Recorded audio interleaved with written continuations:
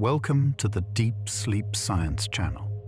Tonight, we gently drift into the vast, quiet oceans to explore one of the most intelligent and powerful creatures on Earth, the orca. These remarkable animals are not actually whales, but the largest members of the dolphin family, living in every ocean from the freezing polar seas to warm tropical waters. They move through the water with incredible precision, communicating with complex sounds and working together in close family groups that can stay bonded for an entire lifetime. Some orcas have learned to create waves to knock seals off ice, while others specialize in catching fish with careful, coordinated movements.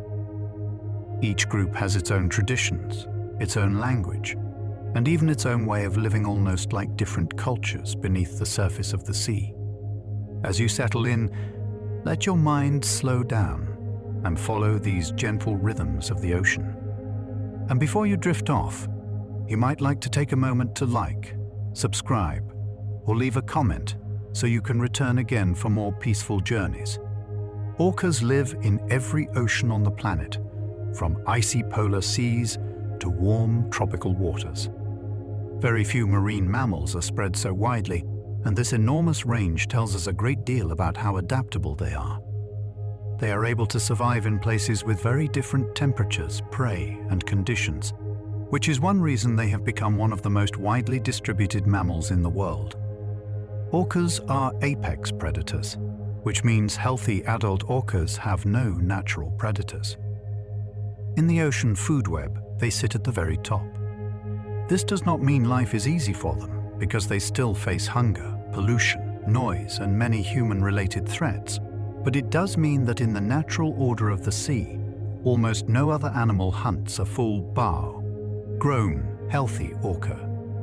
One of the most striking things about orcas is their bold black and white appearance. Most have black coloring across the upper body and white coloring below, with clear white patches near the eyes. This pattern is so famous that even people who know very little about the ocean can usually recognize an orca instantly. It is one of the most memorable body designs in the animal world.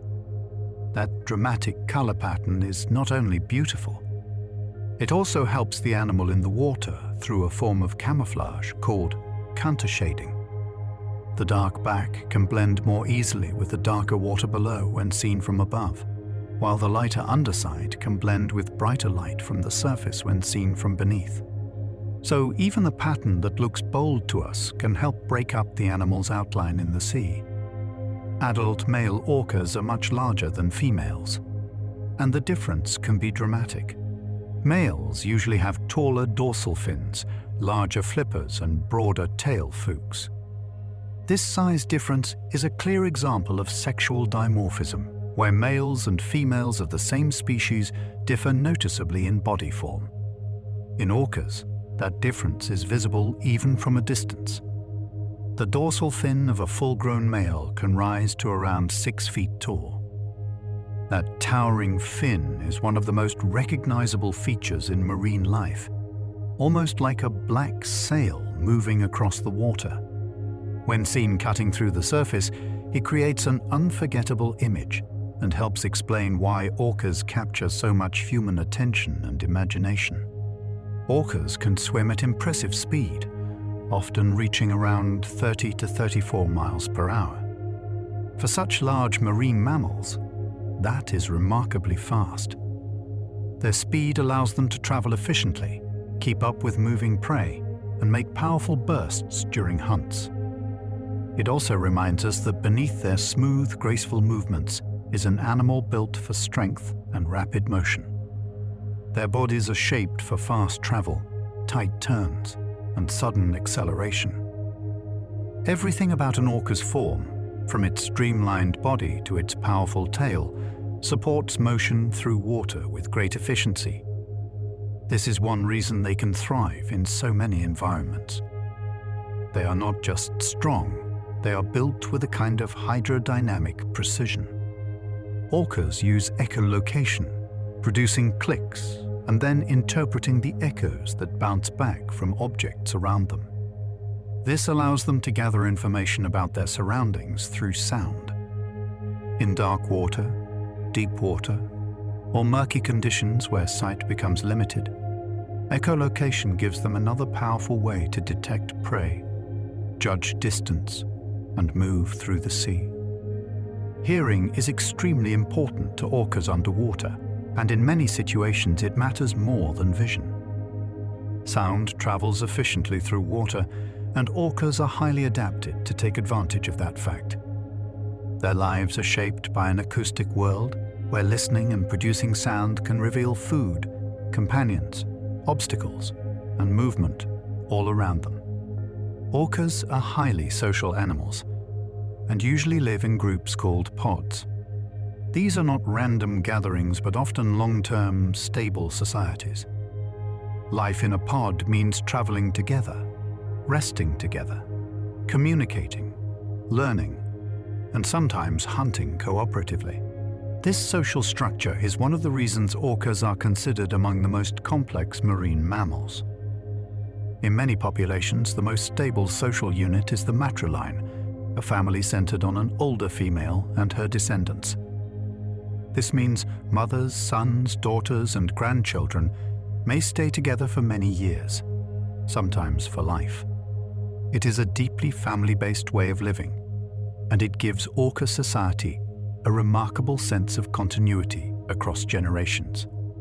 Sons often remain with their mothers throughout life. This is unusual when compared with many other mammals, where males leave or drift more independently. In orcas, the bond between mother and son can remain strong for decades.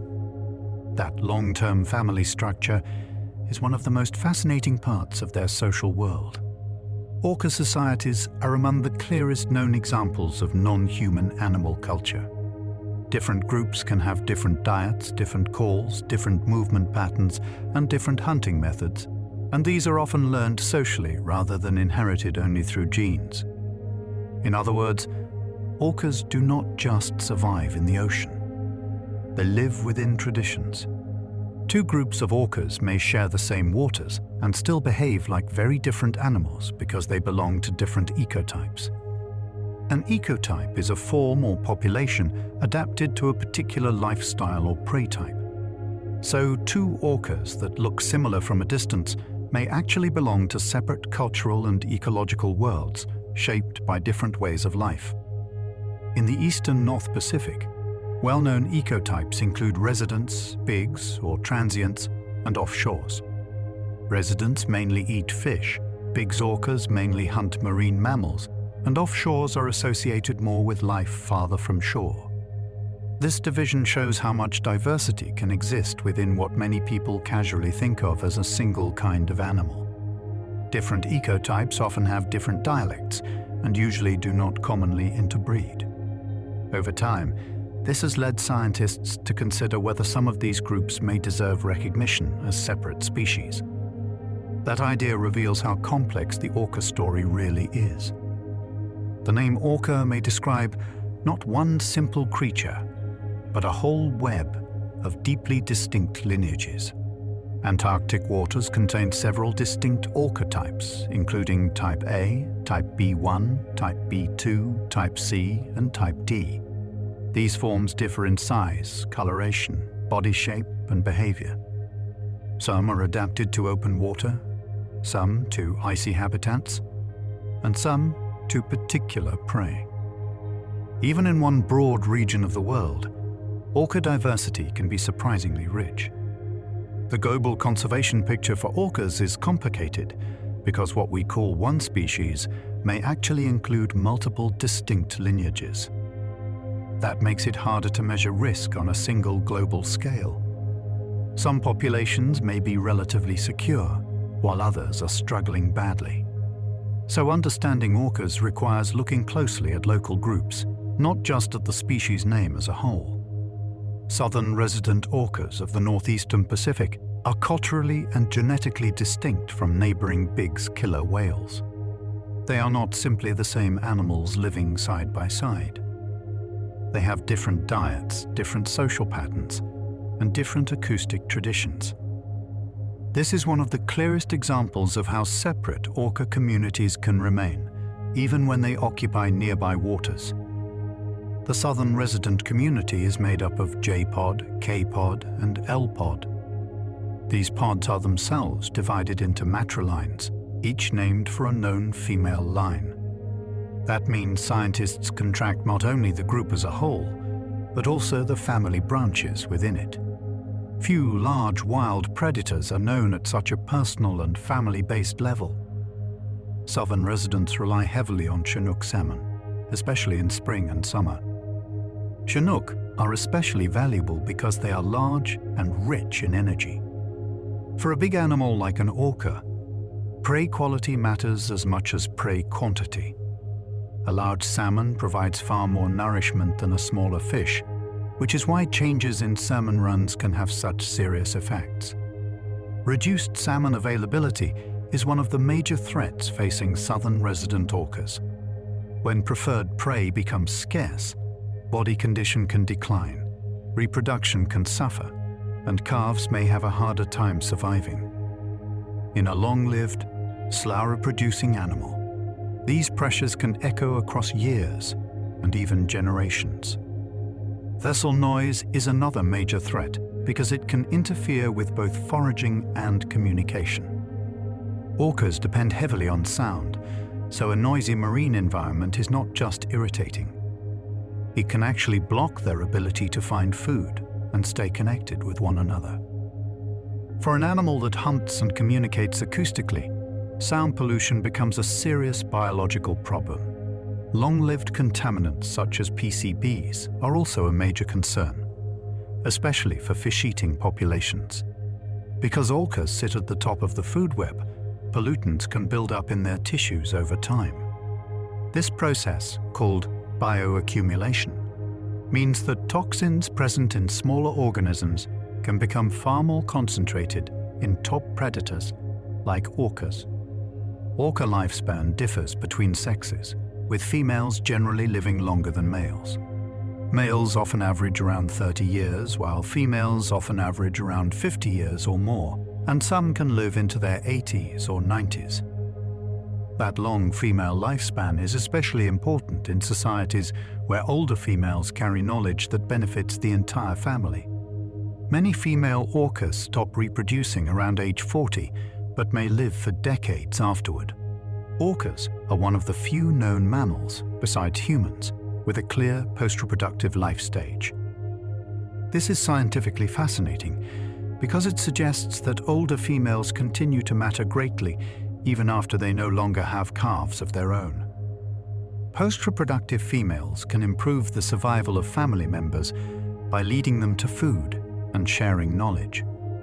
Older females are especially valuable during times of food shortage, when experience may make the difference between finding prey and going without.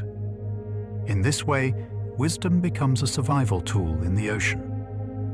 Adult sons with living mothers have better survival than those whose mothers have died. This effect is especially strong because sons often remain with their mothers for life. It shows that in orca society, the presence of an experienced mother can continue to matter long after her children are fully grown. Orca societies combine long life, family stability, and knowledge transfer in an unusual way. These animals are not only physically powerful, they are also members of societies where learning, memory, and long-term relationships help shape survival. That combination is one reason scientists often describe them as culturally complex. Orcas are among the most widely distributed mammals on Earth. Their presence from polar waters to tropical seas makes them one of the planet's great marine generalists in terms of range, even though many local populations are highly specialized in diet and behavior. Few animals combine such a global spread with such local cultural variety. Their scientific name is Orcinus orca. The name connects them to a long history of classification and scientific study, but it also reminds us how human naming often tries to capture creatures that are far more complicated than a label suggests.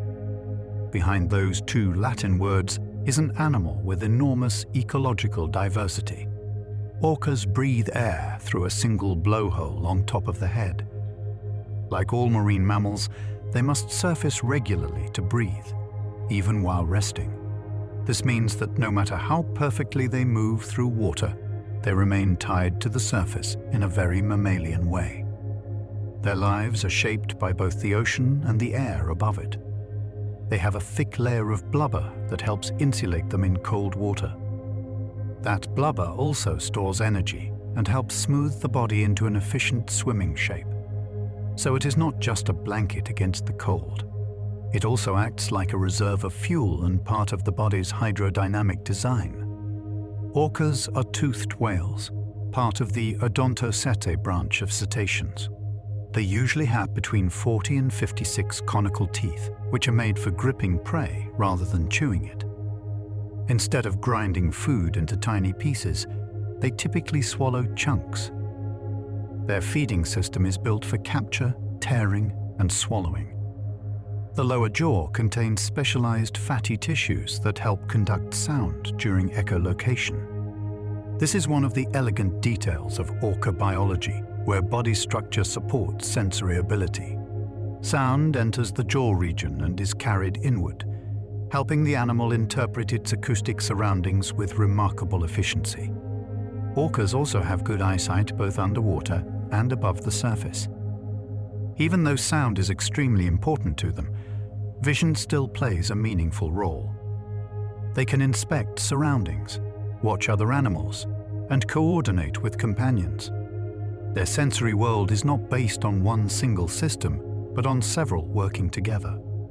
Touch also matters in orca social life, with body contact often seen between close companions. Gentle physical contact can help reinforce social bonds, much like it does in many other social animals. In a world so full of sound and movement, touch remains a quiet but meaningful part of relationship building. Resident orca communities can be organized into pods, clans, and even larger acoustic communities. This layered structure shows that their societies are not simple. There are family units, broader social groupings, and shared vocal traditions that connect multiple groups. It is a social arrangement with depth and hierarchy. Distinctive calls can reveal which pod is present before the whales are even seen. To trained researchers, the sound of a pod can function almost like a signature. This tells us that orca communication is not just noisy activity. It contains enough structure and regularity for humans to identify social groups by ear. Researchers often identify individual orcas by the shape of the dorsal fin and the markings in the saddle patch. These features act almost like natural fingerprints. Because of them, scientists can recognize individuals across years and even decades, allowing long-term study of real-life histories in the wild. Photo identification has allowed some orcas to be followed over many decades. This has made it possible to document births, deaths, family lines, and changes in group membership over time. Few large marine predators are known with such continuity, and that long record has transformed our understanding of orca society.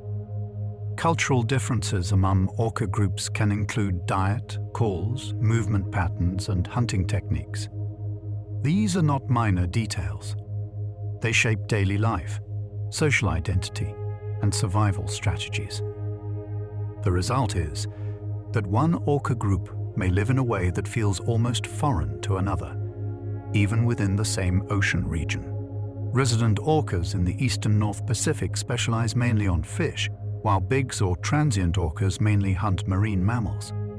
Offshore orcas are less commonly seen and are associated with life farther from shore. This three-way contrast shows that even closely related orca groups can occupy very different ecological roles. Offshore orcas often show heavy tooth wear, which is consistent with eating sharks and other rough-skinned prey. Shark skin is abrasive, much rougher than many people imagine, and repeated contact can leave visible marks on the teeth. So even the teeth of an orca can preserve clues about what kind of life it lives.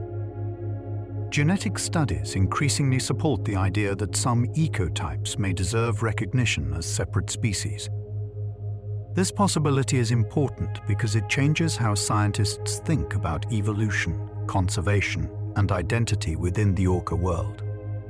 What looks like one animal from a distance may actually be several deeply distinct biological forms.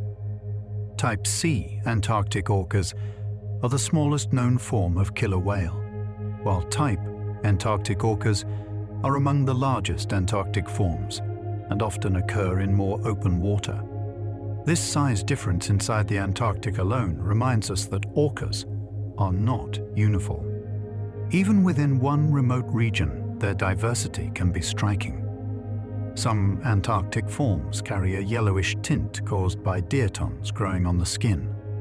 Diatoms are tiny, algae-like organisms, and when they collect on the skin, they can change the animal's appearance. It is a small detail, but it beautifully shows how even an orca's coloring can reflect the conditions of its environment. Type D orcas have unusually small white eye patches and a more rounded head shape compared with typical orcas. Genomic work suggests they have been isolated for a long time in a small population. That makes them especially intriguing, because they may represent a rare and deeply distinct branch of the wider orca family. Some local populations of orcas are recognized as threatened or endangered. This means that even though orcas as a whole are famous and widespread, certain communities face real risk. Conservation is not just about saving a species' name. It is also about protecting unique populations, cultures, and lineages before they are lost. In healthy wild populations, dramatic dorsal fin collapse is uncommon, while bent fins are much more common in captivity, especially in adult males. Researchers do not think this is caused by one simple disease. Instead, structural changes in fin collagen, altered activity, and other conditions may all play a role. It is one example of how life in captivity differs sharply from life in the open sea. Orca gestation lasts about 17 to 18 months, which is a very long pregnancy even among large mammals. A newborn calf is roughly 8 feet long and weighs around 400 pounds. From the very beginning, an orca cafe is already a substantial animal, and raising it requires enormous maternal investment. Orca calves nurse many times a day during early life, and the milk is extremely rich in fat. Calves may experiment with solid food early, but full weaning can take 2 to 3 years. This long dependency means mothers invest heavily in each calf, which helps explain why reproduction is slow and why the survival of each young animal matters so much. Behind the dorsal fin, orcas usually have a grey or lighter area known as the saddle patch. This patch is more than just a marking. Its shape, shade, and texture can vary from one individual to another, which makes it very useful for identification. Researchers often study photographs of saddle patches, the way people might study fingerprints or facial features. Over time, this has helped scientists recognize specific whales and follow their lives in remarkable detail. Female orcas usually have dorsal fins that are shorter and more curved than those of adult males. This difference is one of the clearest visible ways to tell the sexes apart in the wild. When researchers or whale watchers see a pod from a distance, the shape of the dorsal fin can offer an early clue about who is present. The curved fin of a female also gives her a softer outline on the water compared with the tall, straight fin of a mature male. The pectoral flippers of male orcas are proportionally larger than those of females. These flippers help with steering, balance, and precise movement in the water. In males, their large size adds to the overall impression of power and scale. It also reflects the broader pattern of body differences between the sexes, where males grow larger and carry more dramatic physical features. Like all marine mammals, orcas must surface regularly to breathe, even when they are resting. This may seem simple, but it shapes nearly every part of their life. They cannot fully switch off the way many land mammals can, because breathing is a conscious act for them. Even in sleep, Their bodies must remain organized enough to return to the surface and take air. That constant link between the deep sea and the surface world is part of what makes cetacean life so unusual. Blubber does more than keep an orca warm. It also stores energy, which is especially important during periods when food is harder to find. In addition, it helps give the body a smooth, rounded shape that improves swimming efficiency. So blubber is not just insulation. It is also an energy reserve and a structural feature that supports movement through the water. Orca skin is smooth and specialized to reduce drag as the animal moves through the ocean. Water resistance is one of the main challenges for any fast swimmer, and smooth skin helps the body slip through with less effort. This means less wasted energy and better speed. In a predator that depends on long travel, quick pursuits, and repeated dives, even small improvements in body design can matter a great deal. Orcas usually swallow chunks of prey instead of chewing it in the way humans do. Their teeth are built to grip, tear, and hold prey, not to grind food into tiny pieces. Once a prey item is captured and broken into manageable sections, the whale can swallow those sections directly. This kind of feeding system is efficient for a predator that often hunts large or slippery animals in open water. Echolocation helps orcas find prey, navigate, and judge distance in dark or murky conditions. When visibility is poor, sound becomes a powerful substitute for sight. By sending out clicks and listening carefully to returning echoes, an orca can learn whether an object is near or far, large or small, moving or still. This gives them a kind of acoustic picture of the underwater world, which is especially useful in places where light cannot be trusted. Their hearing works across a wide range of frequencies, including very high ones that humans cannot detect. This allows them to notice subtle differences in echoes and communication sounds. The underwater world carries a huge amount of information through sound, and orcas are built to receive it. That broad hearing range supports both their social lives and their hunting lives at the same time. Orcas do not appear to have a strong sense of smell compared with many land mammals. This makes sense when you think about their environment. Underwater life favors sound, touch, and pressure, sensing more than airborne scent tracking. While smell plays a major role for many animals on land, it seems to be a far less important source of information for orcas moving through the sea. Female offspring often remain with their maternal family, just like sons do, and this creates long-lasting family lines. Instead of scattering widely, generations stay linked.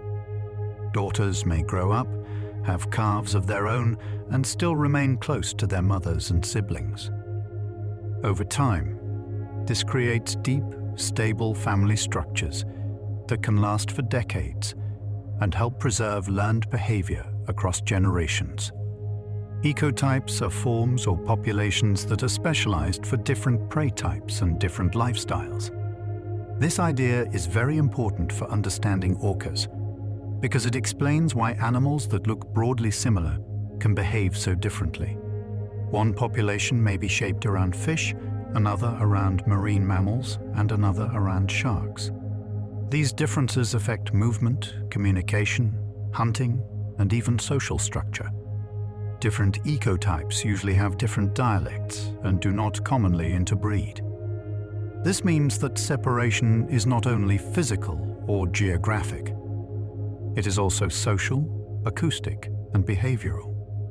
Even when two types of orcas occupy nearby waters, they may live almost separate lives, guided by different traditions and preferences. That kind of division is one reason scientists take orca diversity so seriously. Genetic studies increasingly support the idea that some ecotypes may deserve recognition as separate species. This is a major scientific question because it changes how researchers think about evolution and conservation. If certain ecotypes are more separate than once believed, then protecting them becomes even more urgent. Losing one might mean losing something much more unique than a local variation. Because of that complexity, the global IUCN assessment has treated the orca species complex as data deficient. In simple terms, this means scientists do not yet feel confident enough to assign one clear global risk category to all orcas together. There is still too much uncertainty about how many deeply distinct lineages exist and how their populations compare. It shows how much there is still to learn. The southern resident population of the northeastern Pacific was listed as endangered in the United States in 2005. This was an important recognition that their numbers and long-term prospects had become serious concerns. The listing was not based on a single problem, but on a combination of pressures, including prey shortages, pollution, and human disturbance. It marked them as a population in need of special protection. Southern residents are also considered depleted under the U.S. Marine Mammal Protection Act. That term carries legal meaning and reflects concern that the population is below a healthy level. It adds another layer of recognition that these whales face unusual risk.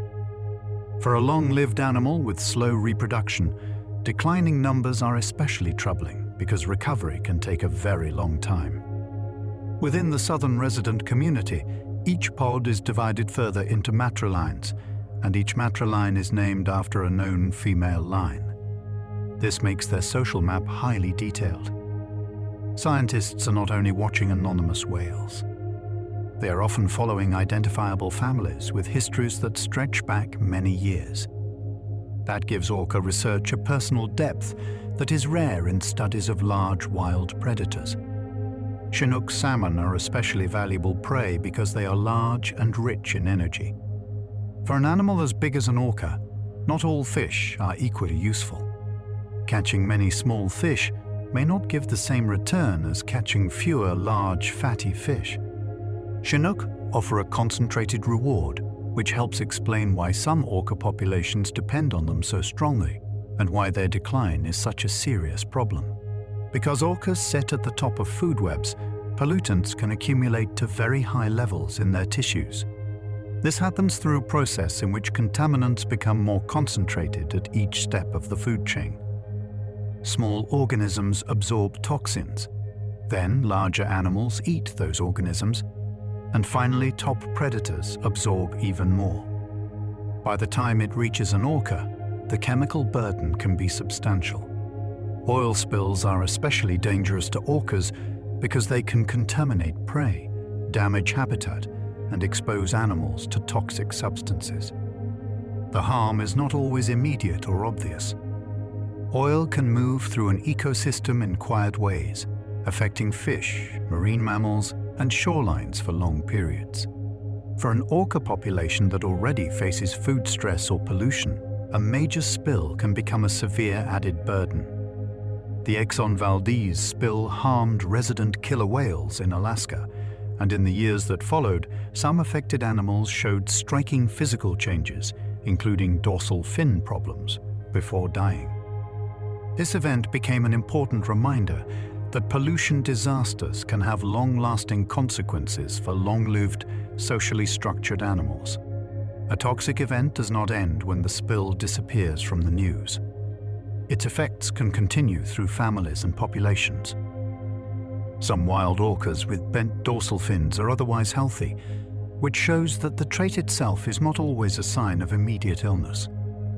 Body features can vary, and not every unusual shape means the animal is in trouble. That is why scientists are careful not to jump to simple conclusions from appearance alone. Context, behavior, and long-term observation matter. Female orcas usually reach sexual maturity in their early teens. This means that even after surviving the risky calf and juvenile years, they still need many years before they can begin reproducing. That slow progression is one reason orca populations do not grow quickly. Their life history is built around long development, extended learning, and relatively few offspring over a lifetime. In southern residents, the first successful calving often happens around age 15. So even once a female reaches maturity, actual successful reproduction may still come later. This emphasizes how gradual orca reproduction is.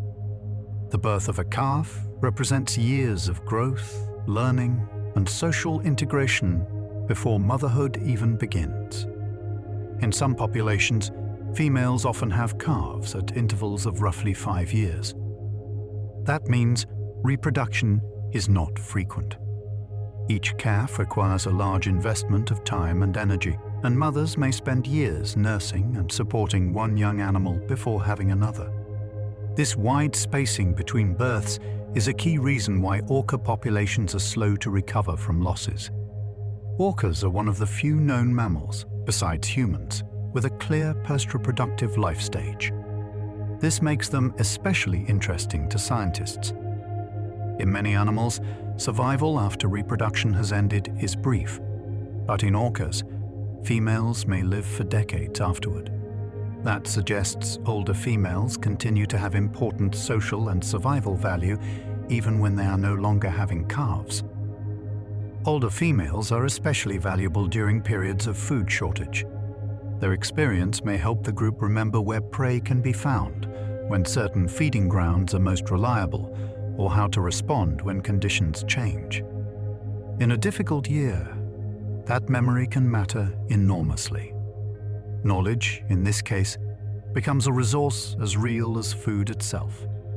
The benefit of a living mother is especially strong for adult sons, partly because they continue traveling with her throughout life.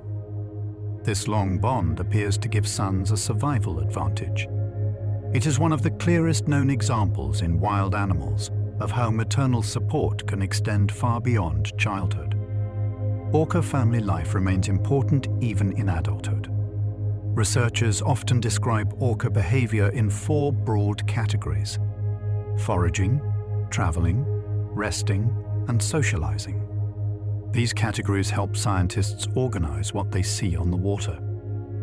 An orca group may be moving steadily through a region, slowing to rest, becoming more active during a hunt, or engaging in clear social contact. Watching these shifts helps reveal how they use time and energy. Resting orcas often move slowly in a coordinated line near the surface. They do not become completely still in the way many land mammals do during sleep. Instead, rest is active and structured, with the whales traveling gently together. This synchronized movement may help the group stay connected while conserving energy and maintaining the need to surface for air.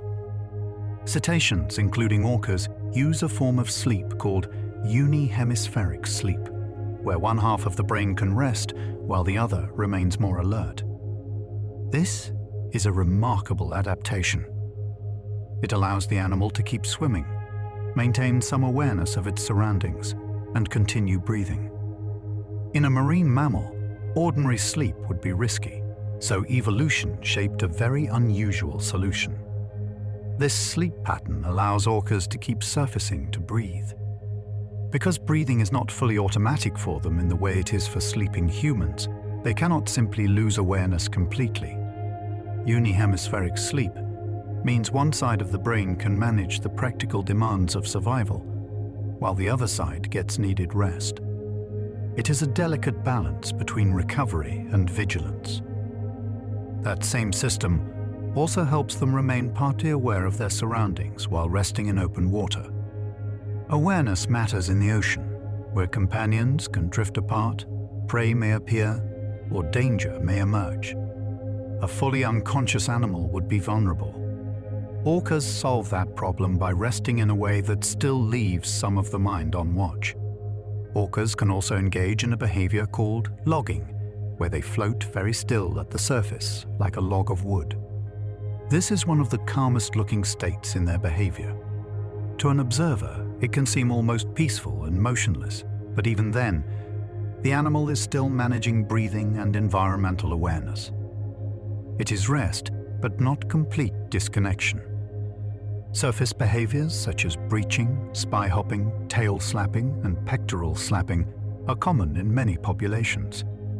These dramatic actions are among the most visible signs of orca life. but they do not all mean the same thing.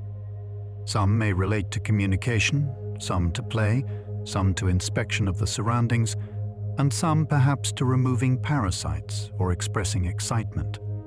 Breaching, where the whale rises and crashes back into the water, may serve several purposes. It can create a loud signal, perhaps useful for communication across distance. It may also help remove skin irritants or simply occur during energetic social moments. In animals as intelligent and social as orcas, one visible behavior may carry more than one meaning, depending on context. Spy hopping allows an orca to lift its head above the surface and visually inspect what is nearby. This is a useful reminder that although sound is central to their world, sight still matters. An orca may use spy hopping to examine ice, boats, shorelines, or possible prey. It is a simple but effective way to gather information from the world above the waterline.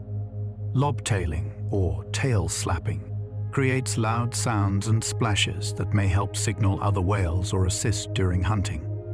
A sharp strike of the tail on the surface can travel as both sound and motion. In group-living animals, such actions may help coordinate activity. During feeding events, they may also affect prey directly. Orcas are extremely vocal animals, but not all groups use sound in the same way. Some populations are much more talkative during feeding, while others stay noticeably quieter depending on the prey they hunt. This is a powerful example of how behavior follows ecology. The sounds an orca makes are shaped by what it eats and how it hunts. Fish-eating resident orcas are often more vocal while foraging than mammal-hunting bigs orcas. Fish generally do not hear underwater in the same way that marine mammals do, so residents can afford to be noisier. But mammal-hunting orcas are often quieter because many of their prey species are listening carefully. In that setting, silence can be part of the hunting strategy. Bigs orcas often stay quieter during marine mammal hunts, likely to avoid warning prey that can hear them. This kind of acoustic stealth is a subtle but powerful adaptation. It means that sound is not only a tool they use, it is also something they sometimes deliberately restrain. The absence of noise can be just as important as noise itself. Each resident pod has a recognizable set of calls known as a dialect. These dialects function almost like group accents or inherited sound traditions. Young whales learn them from their families, and over time they become part of the identity of the pod. This is one of the strongest pieces of evidence that orcas possess socially learned vocal culture. Pods that share some calls can be grouped into larger vocal clans. So the social world of orcas is layered not only by family and pod, but also by shared acoustic traditions. These clans reflect broader histories of connection and inheritance. Listening closely to orcas can reveal relationships that are not immediately visible at the surface. These dialects are socially learned rather than being determined only by genetics. That means young whales are not born already knowing every sound they will use. They acquire calls through life within their family and community. This is one of the key signs of culture, because information is being passed socially from one generation to the next. Orca communication includes whistles, pulsed calls, and echolocation clicks. Each of these sound types serves different purposes. Whistles may be used in certain social settings. Pulsed calls are often associated with communication within groups, and clicks are crucial for echolocation. Their acoustic system is rich and varied, not based on one single sound. Some calls are used more often during socializing, while clicks are especially important during echolocation. In other words, an orca's sounds can serve both emotional and practical purposes. One sound may help keep family members in contact, while another helps detect a fish or navigate dark water. Their lives are filled with layers of meaningful sound. Researchers have described thousands of vocalizations in some orca studies, showing how rich and detailed their acoustic world can be. This does not mean they have a language exactly like human speech, but it does mean their communication system is far from simple. Listening to orcas reveals a world of repeated patterns, learned traditions, and highly structured sound. J-pod of the southern residents is known for characteristic calls such as the S1 call. These named calls help researchers track which pod is present and how groups are interacting. Over time, such acoustic signatures become a practical tool for field science. Scientists can sometimes identify a pod by sound before they ever see a dorsal fin. Another commonly noted J-pod call is S4, which also helps experienced listeners recognize that pod. The fact that specific recurring calls can be catalogued and tied to particular groups shows just how distinctive pod dialects really are. Orca communication is not random noise in the sea. It is patterned, inherited, and informative enough for human researchers to study in detail. Orcas learn many of their foraging habits socially, rather than discovering everything on their own through trial and error. A young orca often watches closely as older members of its family hunt, observing how they move, where they search, and how they handle prey. Over time, these lessons become part of the whale's own behavior. This kind of learning means knowledge can be passed from one generation to the next, allowing hunting strategies to improve and remain consistent within a group. Young orcas may spend years observing and practicing before they fully master specialized hunting methods. At first, they may take part in simpler roles or just follow along as others hunt. Gradually, they begin to participate more actively, refining their timing and coordination. This long learning period is similar to an apprenticeship, where experience builds slowly and carefully until the animal becomes skilled. Orcas have one of the broadest known diets of any marine mammal species complex. This means that across the world, different orca populations consume an enormous variety of prey. Some focus on fish, others on marine mammals, and others on creatures like sharks or squid. This wide dietary range is part of what allows orcas to survive in so many different environments. Recorded prey includes fish, squid, marine mammals, seabirds, sea turtles, and sharks. This diversity shows that orcas are capable of handling many different kinds of prey, from fast-moving fish to large and powerful mammals. Each prey type requires a different approach, and orcas adjust their behavior accordingly. More than 140 prey species have been reported in orca deets. This number is striking because it shows just how adaptable they are as predators. However, even with such a wide potential diet, most local populations do not eat everything available. Instead, they often focus on a narrow set of preferred prey.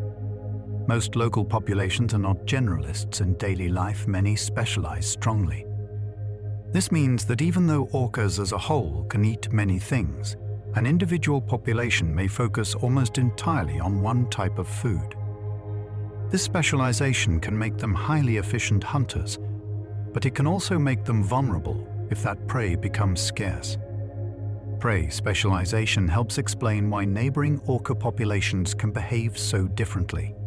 Two groups living in the same waters might hunt in completely different ways simply because they target different animals. This difference shapes everything from movement patterns to communication styles. In Norway, some orcas specialize in herring and use a cooperative method known as carousel feeding. This is a complex group hunting technique that requires coordination and timing. It shows how orcas can work together to manage large schools of fish. During carousel feeding, the whales herd herring into a tight ball near the surface. By swimming in coordinated patterns, they prevent the fish from escaping. The tighter the ball becomes, the easier it is for the whales to strike effectively. They use bubbles, flashes of their white undersides, and coordinated motion to compress the school. Each of these actions plays a role in confusing and controlling the fish. The white underside may startle the fish, while bubbles and movement keep them grouped together. Then some whales tail slap into the fishbowl, stunning multiple herring at once. This action can temporarily disable several fish, making them easy to catch. It is an efficient way to capture many prey items with a single movement. Other whales hold the ball together while feeding whales take turns entering it. This shows that roles can be divided within the group. Not every whale is doing the same task at the same time, which increases the overall success of the hunt. This role sharing means not every orca is doing the same job at the same moment during a hunt. Some focus on controlling prey, others on capturing it. This division of labor makes the group more effective as a whole. Young orcas can join these herring hunts relatively early because the method is less risky than hunting large mammals. This gives them a chance to practice hunting skills in a safer environment before attempting more dangerous prey. Carousel feeding often happens when herring are wintering in northern Norway. This seasonal pattern shows how orcas adjust their behavior based on where and when prey is available. During these feeding events, seabirds and other predators may gather nearby to take advantage of leftover fish. This creates a temporary feeding hotspot where multiple species benefit from the activity of the orcas. Herring themselves respond by forming tight schools and releasing gas bubbles when threatened. These defensive behaviors show that prey species also have strategies to deal with predators, creating a dynamic interaction between hunter and hunted. In the northeastern Pacific, resident orcas commonly pursue salmon instead of schooling fish like herring. Their hunting style is therefore different, focusing more on individual captures rather than large group herding. Residents often catch fish individually, even though they travel together. Each whale may pursue its own target, but the group still provides support and shared knowledge of feeding areas. They have been observed sharing fish among family members. This behavior suggests that feeding is not purely individual but can also have a social aspect. Food sharing may strengthen social bonds as well as provide nourishment. When one whale shares its catch, it may help reinforce relationships within the group. Some mammal-hunting orcas create waves to wash seals off ice floes. This technique involves coordinated movement to generate enough force to knock the prey into the water. This wave washing is a highly coordinated attack involving several whales swimming in formation. Timing and teamwork are essential for success. The whales often inspect the ice and prey before attempting the attack. This suggests planning and decision-making rather than random action. A successful wave can dislodge a seal, allowing another whale to capture it. This division of roles increases efficiency. Young whales learn wave washing through repeated exposure and participation. Over time, they refine their skills. This technique shows that orca hunting can involve strategy and learning, not just strength. At Argentina's Peninsula Valdez, some orcas use intentional stranding to catch seals near shore. This is one of the most dramatic hunting behaviors observed in the wild. Intentional stranding involves lunging onto the beach to grab prey. The whale must then return safely to the water. They use momentum and waves to slide back into deeper water. This requires precise timing. This method is risky because mistakes can leave a whale stranded. Despite the danger, it persists as a learned behavior. Calves learn this technique gradually by observing adults. It is not instinctive, but taught. Different populations may target different marine mammals depending on location. This further highlights specialization. Big's killer whales commonly hunt marine mammals such as seals and dolphins. Their diet shapes their behavior. Their prey can include harbor seals, sea lions, porpoises, and dolphins. Each requires different tactics. Orcas have been observed attacking baleen whales, including calves. This shows their ability to handle very large prey. In Antarctic waters, some orcas regularly hunt minke whales. This is another example of regional specialization. The name killer whale comes from early descriptions of whales that killed other whales. It reflects their role as top predators. Some orcas specialize in sharks and rays. This requires different hunting methods. Shark-hunting orcas often show heavy tooth wear due to rough skin. This physical evidence reflects diet. Shark liver is a particularly rich food source, high in oil and energy. Orcas may target it specifically.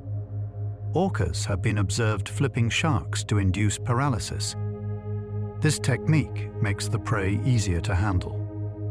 In some cases, they consume only the liver and leave the rest.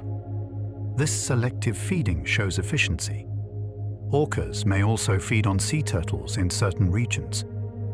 This adds to their dietary diversity. In Hawaiian waters, orcas appear less frequently and may have a broader diet. Less specialization is sometimes observed. In Brazilian waters, their behavior is less studied, showing that much remains unknown. Not all populations are equally understood. Tropical orcas may appear more generalist than polar ones. Environmental differences influence behavior. Orcas can dive hundreds of meters depending on prey. This allows access to deep water food sources. Offshore ecotypes may dive near the seafloor on continental shelves. This expands their hunting range. Dive behavior varies widely depending on prey type. Each hunting strategy demands different depths. Orcas often use teamwork to surround or isolate prey. Cooperation increases success. Some hunts rely on stealth, others on noise and disturbance. Different situations require different approaches. This flexibility is one reason orcas thrive globally. Adaptability is key to survival. Orcas can influence prey behavior and distribution. Their presence alone can change how prey act. In Norway, herring movement is closely tied to orca presence. Predator-prey relationships shape ecosystems. In the Pacific Northwest, salmon abundance affects orca health. Food availability directly impacts survival. Poor prey years can lead to visible declines in body condition. This can be measured scientifically. Researchers use drones to assess body condition from above. Technology helps monitor health. Body shape measurements can indicate whether a whale is well fed or not. This provides insight into population health. Pregnancy and lactation require large energy investments. Mothers need abundant food. Mothers with calves may show changes in body condition. Energy is directed toward the young. Orca calves are born tail first to reduce drowning risk. This is a common trait among cetaceans. Newborn calves often have an orange tint instead of bright white. This fades over time. The coloration gradually changes as the calf matures. Appearance evolves with age. Calves stay close to their mothers and swim beside them. This provides safety and efficiency. Swimming beside the mother reduces drag and saves energy. It helps the calf keep up. Calves grow up surrounded by extended family members. Social learning begins early. They live within a social network rather than alone. This shapes their development.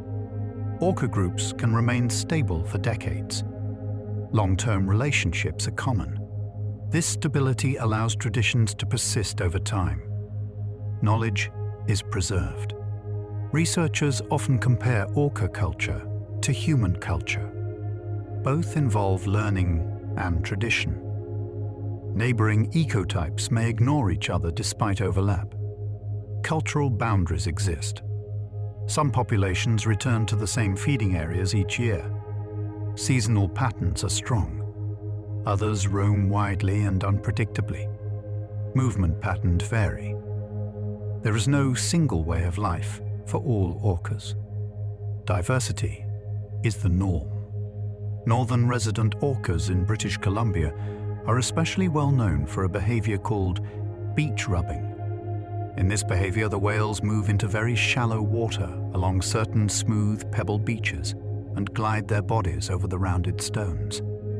It is a striking thing to imagine because these are large, powerful animals choosing to enter shallow areas with great care and precision.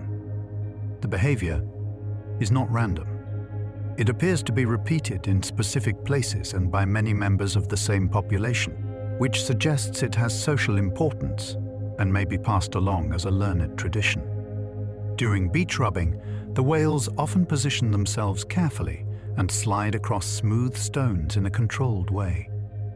This is not the same as becoming stranded by accident. Instead, it looks deliberate and practiced, almost like a physical routine that the whales understand very well. Because they are entering such shallow water, they need excellent body control and awareness of the shoreline. That makes the behavior even more remarkable, since it shows how comfortable and skilled they are in a very specific habitat. More than 90% of the northern resident population has been observed using rubbing beaches in Johnstone Strait. That tells us this is not an odd behavior limited to a few unusual individuals. It is widespread within that community and seems to be part of group life. When so much of a population shares a behavior like this, scientists begin to see it not just as something interesting, but as evidence of culture within the group. Beach rubbing is considered a cultural tradition rather than a universal orca behavior. Not all orcas everywhere do it, even though many could physically enter shallow water if they chose to. That difference matters. It suggests that the whales are not simply reacting to instinct in the same way everywhere. Instead, some groups inherit special habits from one generation to the next, while others do not. Scientists still debate the exact purpose of beach rubbing, and several ideas remain possible. Some researchers think it may help with comfort, perhaps like a kind of scratching or massage against the stones. Others think it may support social bonding because it often takes place in a group setting. There is also the possibility that it helps with skincare by rubbing away loose outer skin. The fact that there is still debate shows how much orca behavior remains partly mysterious. Because beach rubbing depends on very specific shallow habitat, it can be easily disturbed by boats and human presence. A place that looks ordinary to us may be extremely important to a whale community. If vessels come too close or create noise and movement, the whales may avoid the area. That means conservation is not only about protecting broad stretches of ocean. It can also mean protecting small, special places that support important cultural behavior. In addition to rubbing, some orcas have been seen engaging in a behavior sometimes called kelping, where they drape or carry seaweed at the surface. This may look playful to human observers, but it could have multiple functions. It may be social, exploratory, or related to body sensation. The important point is that orcas do not spend all their time feeding and traveling. They also engage with objects in their environment in ways that suggest curiosity and social richness. Orcas are playful animals, and not every dramatic surface action is directly connected to hunting. Some behaviors may happen during social excitement, recreation, or exploration. This matters because it reminds us that orcas are not simply machines built for predation. They are social mammals with complicated lives, and some of their actions seem to be expressions of energy, attention, or interaction, rather than pure survival. They may surf wakes, toss objects or prey, or engage in repeated physical contact that appears recreational. These moments can look almost light-hearted, even though scientists are careful about assigning human emotions too easily. Still, The repeated and apparently non-essential nature of some of these actions strongly suggests that orcas sometimes do things that are not strictly necessary for feeding or travel. Some observations suggest that orcas occasionally kill prey without eating all of it. This is sometimes described as surplus killing. The term can sound dramatic, but it does not always mean the whales are wasting food in a simple sense. There may be reasons related to practice, prey handling, energy trade-offs, or opportunity. In wild behavior, actions that look excessive to humans may have more complex causes. Scientists sometimes use the phrase surplus killing when multiple prey are killed during a short period and not all are consumed. In orcas, this may happen in particular hunting situations. It is a reminder that predator behavior is not always neatly limited to one prey item at a time. Opportunity, group dynamics, prey vulnerability, and learning may all influence what happens during such events. Orcas have even been seen wearing dead salmon on their heads, a behavior that surprised both researchers and the public. This sounds unusual because it is unusual. The purpose is still unclear, and that uncertainty is important. Even in a well-studied animal, there are behaviors that suddenly appear and do not fit neatly into existing explanations. This behavior has reminded people of a similar salmon hat fad documented decades ago in the Pacific Northwest. The fact that a strange behavior can appear, spread, disappear, and then perhaps reappear later is fascinating. It suggests that orca groups may sometimes pass along short-lived traditions, almost like temporary social fashions. That possibility adds another layer to the idea of culture in these whales. Such unusual traditions support the view that orcas can invent and socially spread behaviors that are not purely functional in an obvious way. In other words, culture in orcas may not be limited only to life and death hunting strategies. It may also include odd, playful, or symbolic-looking habits that move through a group because individuals copy one another. Some scientific work suggests that older female orcas often help lead group travel decisions.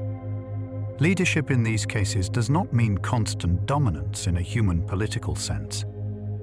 Instead, it may mean that older females guide movement at important moments, especially when experience matters. In a long-lived species, the memory of an elder can be a major survival advantage. This leadership by experienced females may be especially important when prey is scarce or hard to locate. During easy times, many whales may be able to find food. But during difficult periods, knowledge of older females may become much more valuable. They may remember where food was found in past lean years, helping the family make better choices. That pattern makes sense in a society where elders may remember productive feeding places, seasonal timing, and changes in prey movement over many years. A young whale has only its own short lifetime of experience. An old female may carry decades of memory. In a changing environment, that accumulated knowledge can become one of the most powerful tools a group possesses. Orcas are capable of long-distance movement, but the amount of travel varies a great deal by population. Some groups are relatively predictable in where they spend parts of the year, while others range widely across large regions. This variation reflects differences in prey, ecology, and tradition. There is no single universal movement pattern for all orcas. Southern residents spend time in inland waters, but they also range widely along the outer coasts of Washington, Oregon, and British Columbia. Many people know them from famous inland waterways, yet their lives are not limited to those places. Their movement reflects the shifting availability of salmon and other environmental conditions. Understanding their range requires thinking in terms of a broad coastal network rather than one small area. Big killer whales may travel extensively while tracking mobile marine mammal prey. This makes sense because their prey is often spread out and constantly moving. A fish specialist may return repeatedly to seasonal feeding grounds, while a mammal hunter may need to cover more distance in search of opportunities. Diet, once again, shapes movement. Antarctic orcas can move through pack ice with surprising skill. To a human observer, pack ice may look like a difficult and dangerous maze. But some orca forms are highly adapted to those conditions and travel among ice openings with confidence. Their behavior in such habitats shows how flexible and specialized different orca populations can be. Open water Antarctic forms and ice-associated forms can occupy very different habitats even within the same broad region. Some are more often found in waters with less ice, while others are closely tied to icy environments and the prey available there. This reminds us that habitat diversity in orcas can be as important as dietary diversity. Some orcas prefer coastal areas, while others are more often observed offshore or out in the open ocean. Coastal habitats may provide access to salmon runs, seal colonies, or familiar travel routes. Offshore habitats may be associated with very different prey, such as sharks or pelagic fish. Again, the life of an orca depends heavily on which population it belongs to. Orca abundance is often greatest in productive cold water regions. Cold waters tend to support rich marine food webs, especially where currents and nutrients help fuel large numbers of fish and marine mammals.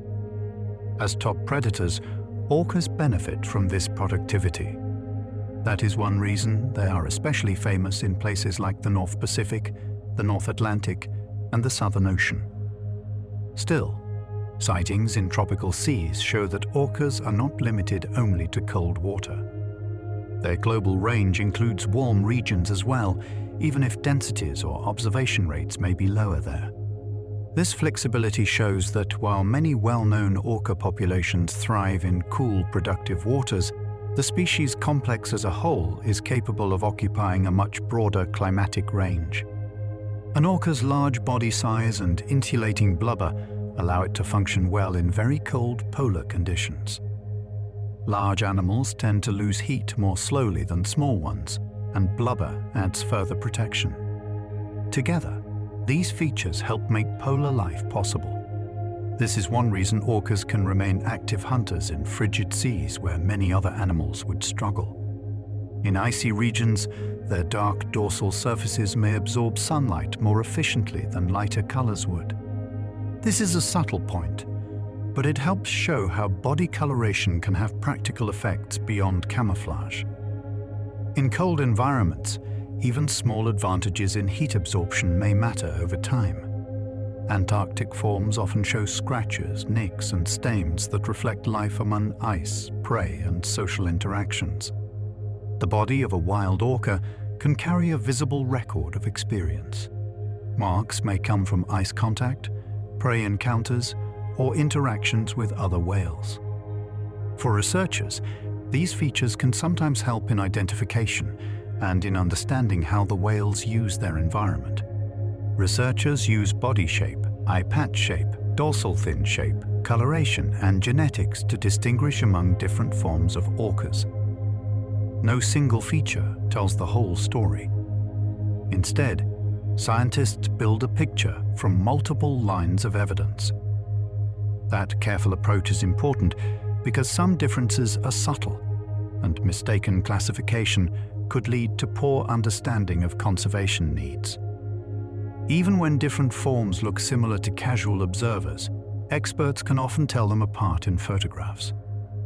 Years of field experience combined with careful comparison allow researchers to notice patterns that the average person might miss. This is one reason photo catalogues and long-term image collections have become so valuable in cetacean science. Orca brains are large, although brain size by itself does not automatically prove intelligence. What matters more is how those brains support behavior. In orcas, their social complexity, flexible hunting, and long-term learning all suggest a high level of cognitive sophistication. So the interest is not just in having a large brain, but in what that brain appears to do. Their social complexity, flexible hunting behavior, and vocal learning are among the clearest indicators of advanced cognition. Orcas coordinate with one another, pass along traditions, recognize social bonds, and adapt to different prey situations. These are not simple behaviors. They suggest minds capable of learning, memory, and adjustment within a social world. Orcas can coordinate their actions so precisely during hunts that the event can seem almost choreographed. This precision is especially striking in group strategies such as wave washing or carousel feeding. Timing matters. One whale moving too early or too late could disrupt the whole sequence. That level of coordination suggests practice and close social attention. Such coordination requires timing, awareness of companions, and repeated experience. It is not enough for each whale to be strong on its own. In many successful hunts, the group works because individuals pay attention to one another and adjust their movements moment by moment. This kind of responsiveness is one of the hallmarks of complex social predators.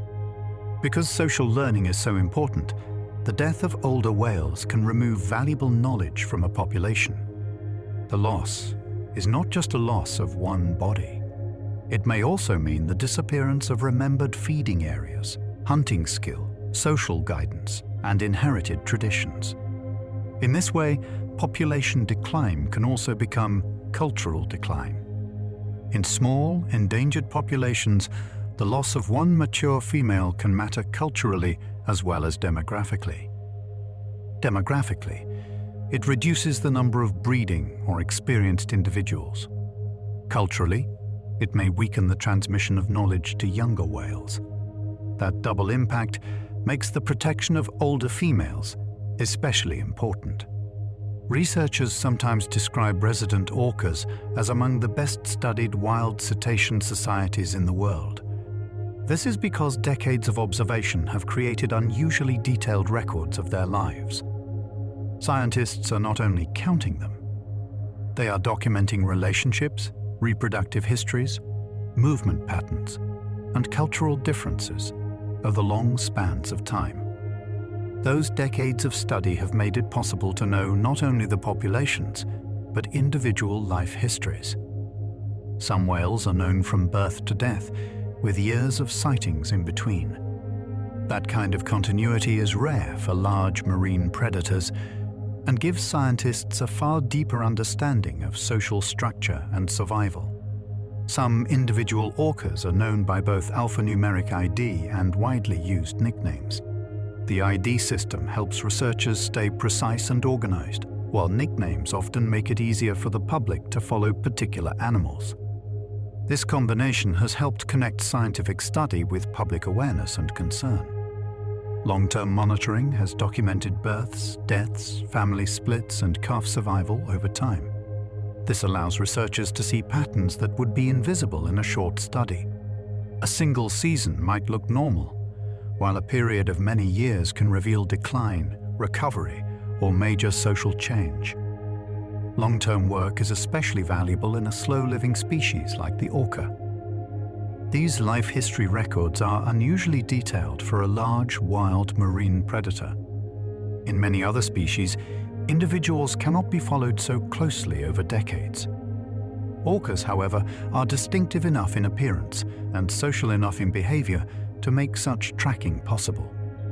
This has turned them into one of the clearest windows scientists have into the long-term life of a top ocean predator. Orcas can shape ecosystems not only by eating prey, but also by changing prey behavior through fear and disturbance. A predator does not need to make a kill to have an effect. Its presence alone can alter how other animals move, rest, feed, or choose habitat. This means the influence of orcas may extend beyond the prey they actually consume. A seal resting on ice behaves differently if wave-washing orcas are nearby. It may become more alert, choose different resting places, or remain closer to escape options. That kind of behavioral change can affect energy use and survival. In this way, predators reshape the daily lives of prey animals simply by existing in the same environment. A herring school also behaves differently when carousel-feeding orcas begin tightening it. The fish compress, shift, and attempt defensive responses. These reactions are part of the ecological interaction between predator and prey. The hunt is not one-sided motion. It is a fast-changing contest of movement and response. In that sense, orcas influence marine systems through both consumption and intimidation. They remove prey directly, but they also change how prey species behave, where they gather, and how they spend energy. This broader effect helps explain why top predators can have consequences far beyond the number of animals they eat. Despite their powerful reputation, fatal attacks by wild orcas on humans are extraordinarily rare, and there are no confirmed records of wild orcas killing humans. This is one of the most surprising facts about them for many people. Considering their size and strength, they clearly could be dangerous. Yet in the wild, they have almost never treated humans as prey. Their behavior toward humans in the wild is usually cautious, curious, or indifferent, rather than openly predatory. Orcas may approach boats, inspect people in the water, or pass nearby, but such interactions rarely resemble true hunting behavior. This suggests that humans do not fit naturally into their prey image in the wild. Captive conditions, however, create very different stressors and behavior patterns than life in the open ocean. A wild orca travels, hunts, chooses companions, and experiences a huge, changing environment. Captivity limits all of those things. As a result, behavior in captivity cannot be assumed to represent normal wild behavior. Public concern over captive orca welfare has grown greatly in recent decades. Much of this concern comes from a better understanding of their intelligence, social needs, movement patterns, and family structure. As more became known about how they live in the wild, many people began to question whether captive environments could ever meet those needs. Wild orcas routinely travel distances and depths that cannot be replicated in tanks.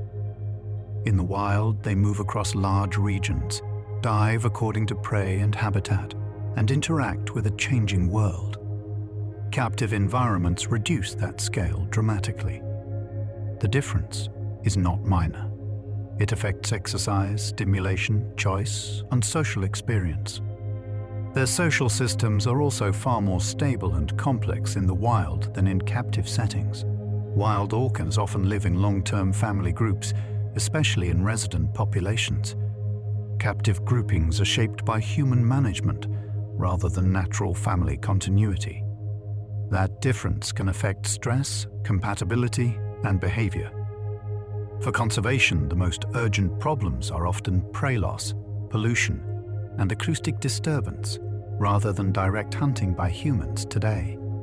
In many regions, the main threats are indirect but deeply serious. The ocean may still look open and natural, yet the whales inside it may be facing shrinking food supplies, toxic contaminants, and constant human noise. Historic captures for marine parks removed individuals from some populations in earlier decades. Those removals mattered because orcas reproduce slowly and live in close-knit social groups. Taking even a few animals could weaken families and reduce future growth. For long-lived animals, the effects of removal can persist for many years. Slow reproduction means that populations recover much more slowly than fast-breeding animals do. A fish population might sometimes rebound quickly after a good reproductive year, but orcas cannot do that. Females do not produce calves every year.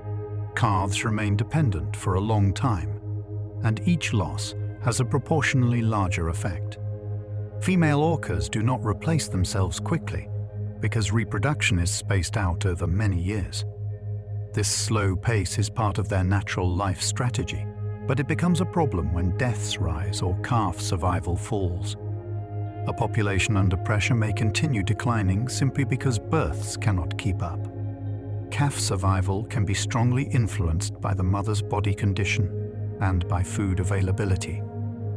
A healthy mother with reliable prey is more likely to carry a calf successfully and nurse it well after birth. But when food is scarce, the energetic cost of pregnancy and nursing becomes much harder to manage. Because mothers nurse for years, each calf represents a very large long-term investment. The relationship is not brief. The mother provides milk, protection, movement support, and social guidance over an extended period. This is one reason why the loss of a calf can be so significant, and why the survival of each calf matters so much for population health. When prey becomes scarce, the effects can echo across generations.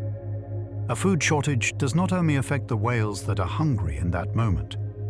It can also reduce the strength of mothers, lower the survival chances of calves, and weaken the condition of animals that are still growing. In a long-lived species like the orca, one difficult feeding season can leave traces that are felt years later. In fish-eating populations, contaminants can also pass from mother to calf during pregnancy and lactation. This means that a mother who has accumulated pollutants in her body may transfer some of that chemical burden to her young. It is one of the sad and complex realities of life at the top of the food web. The mother may carry the toxins for years, and the calf may receive them at one of the most vulnerable stages of life. That transfer can reduce the mother's contaminant load somewhat, but it exposes the calf at a time when its body is still developing. In other words, the burden does not disappear. It simply moves from one generation to the next.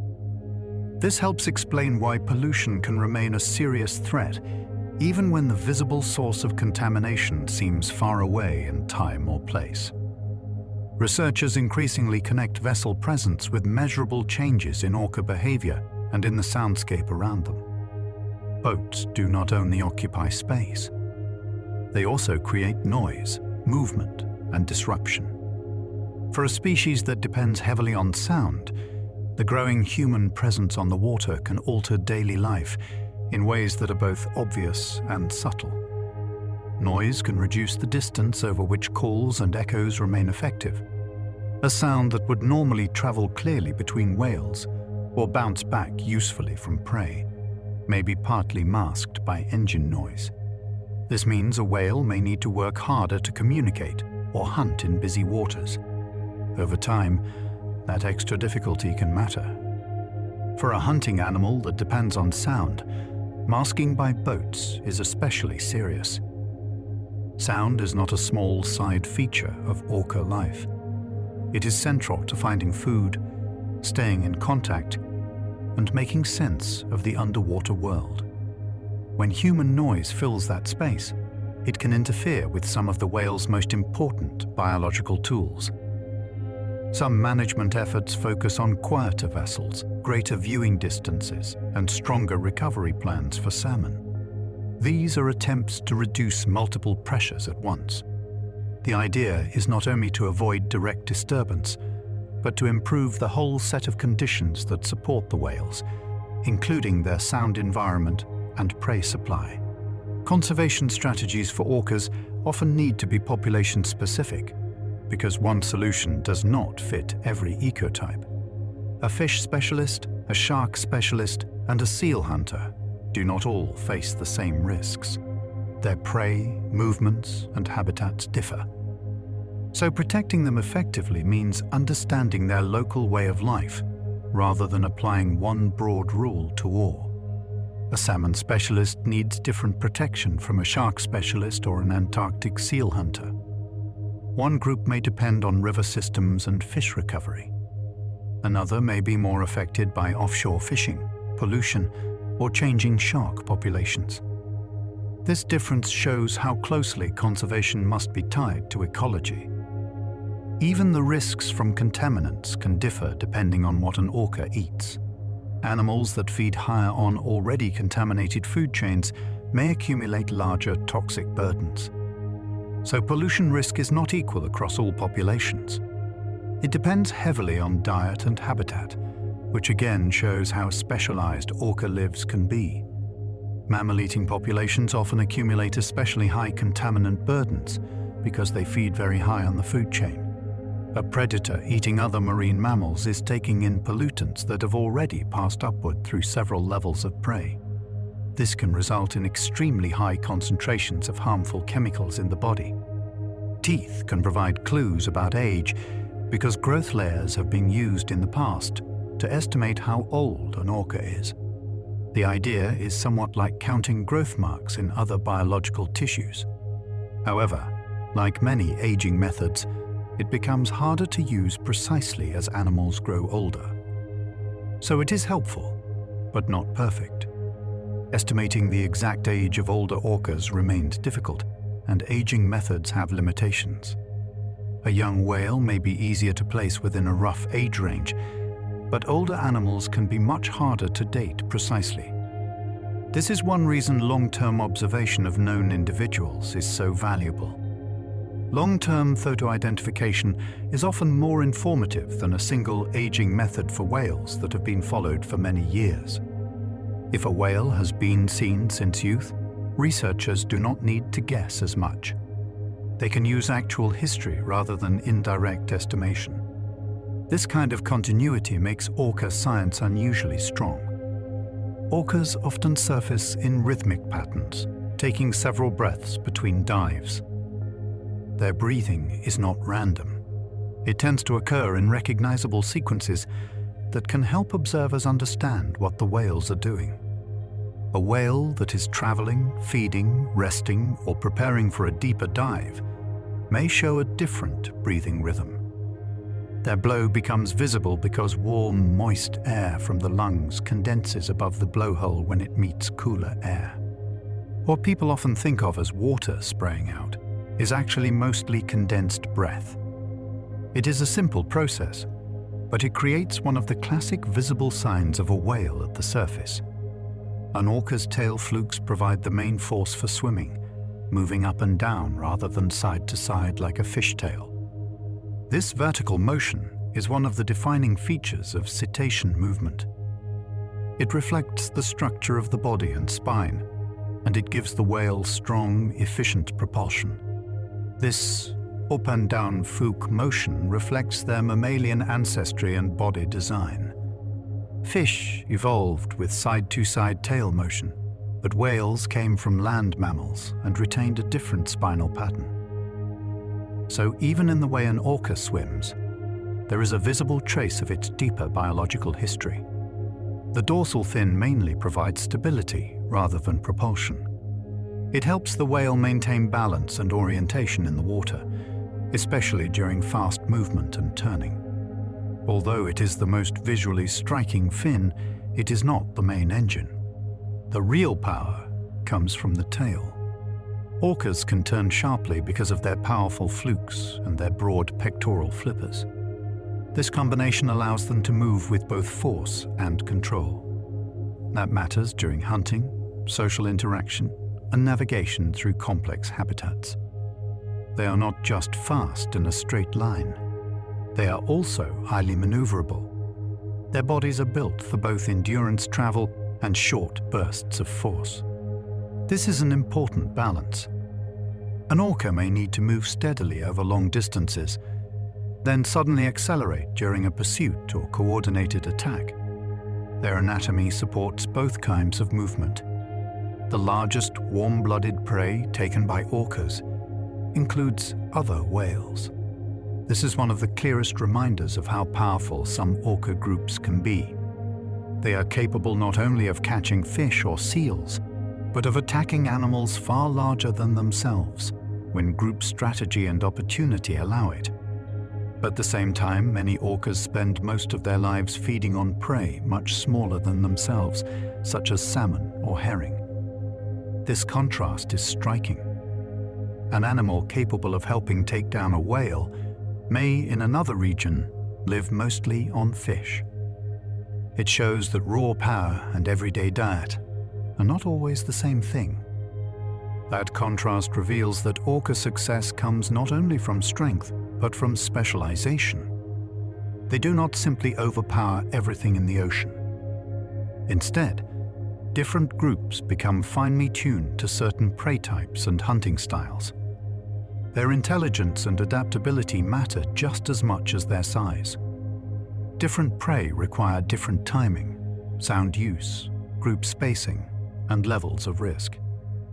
Catching salmon is not the same as hunting seals, and hunting sharks is not the same as wave-washing prey from ice.